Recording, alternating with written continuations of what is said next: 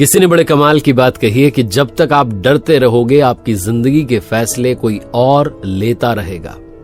नमस्ते दोस्तों, मैं हूं आरजे कार्तिक।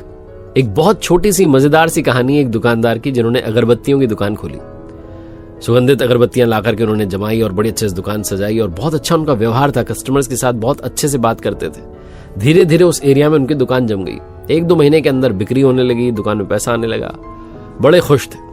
दुकान के बाहर एक बड़ा सा बोर्ड इन्होंने लगवाया हुआ था, उस पर लिखवाया था बड़े बड़े अक्षरों में, हमारे यहाँ सुगंधित अगरबत्तियां मिलती हैं। कुछ समय के बाद में एक सज्जन इनकी दुकान पर आया और कहने लगे कि साहब आपके बोर्ड में गड़बड़ी लग रही है मुझे। तो भोला भाला दुकानदार था, उन्होंने पूछा भाई क्या हो गया आपको, क्या गड़बड़ लगी? मैंने तो सही लिखवाया।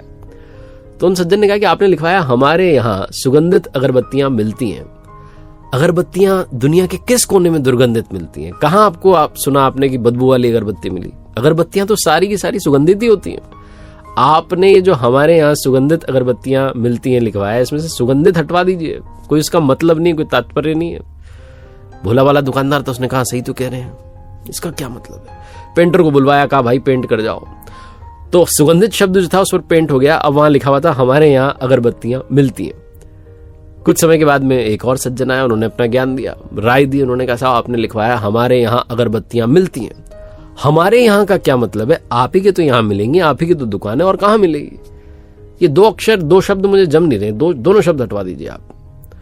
तो बुलवाया पेंटर को, भोले भाले दुकानदार ने हमारे यहाँ भी हटवा दिया, वो 2 शब्द भी गायब हो गए। 15-20 दिन बीते होंगे, एक और आए सज्जन, उन्होंने अपना ज्ञान दिया कि साहब आपके बोर्ड पर लिखा हुआ है अगरबत्तियां मिलती हैं। मिलती हैं का क्या मतलब है? मिलेंगी सही, जब दुकान खोल के बैठे हो तो मिलेंगी ना, कि नहीं मिलेंगी? भोले वाले दुकानदार ने सोचा ये भी बात तो सही कह रहे हैं।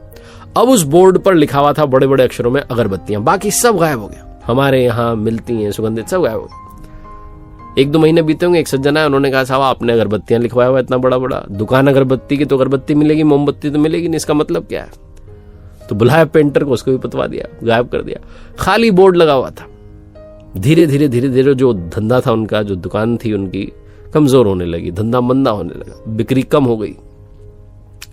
कुछ समय बाद इनका एक बहुत पुराना दोस्त था, वो आया दुकान पर, तो बातचीत चलने लगी। तो बताया इन्होंने कि धंधा जो है बड़ा मंदा होता जा रहा है और ये वो क्या करूं मुझे समझ में नहीं आता। तो दोस्त गया बाहर एरिया देखने के लिए और उसने बाहर से दुकान को देखा और वो वापस आया दौड़ के, कहने लगा तुम पागल हो गए हो, मूर्ख हो, पता नहीं क्या कर रहे हो?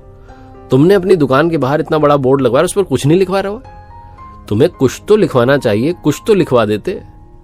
तुम वहां लिखवाओ कि हमारे यहाँ सुगंधित अगरबत्तियां मिलती हैं, फिर देखना क्या दुकान चलेगी। जहां उस दोस्त ने बात कही, इस भोले वाले दुकानदार का दिमाग ठनका और समझ में आई कि मैं सबकी राय लेता चला गया और खुद का नुकसान कर बैठा। अगर आप सबकी राय लेते चले जाएंगे तो कहीं आपकी दुकान का भी धंधा मंदा ना पड़ जाए, कहीं आपका बोर्ड ना हट जाए। बड़ी छोटी सी कहानी जिसका सार ये कहता है कि जब तक आप डरते रहेंगे, दूसरों की राय ही लेते रह जाएंगे, तब तक आप अपनी जिंदगी के फैसले कर नहीं पाएंगे। एक बार फिर से वही बात जो अक्सर आपसे कहता हूं, ऊपर वाले के आशीर्वाद, अपनी मेहनत और अपनों के प्यार के साथ कर दिखाओ कुछ ऐसा कि दुनिया करना चाहे आपके जैसा। देखते रहिए हर सोमवार सुबह 9:30 बजे मेरे साथ एक नई कहानी और हर शुक्रवार सुबह 9:30 बजे लर्निंग सीरीज का एक नया वीडियो।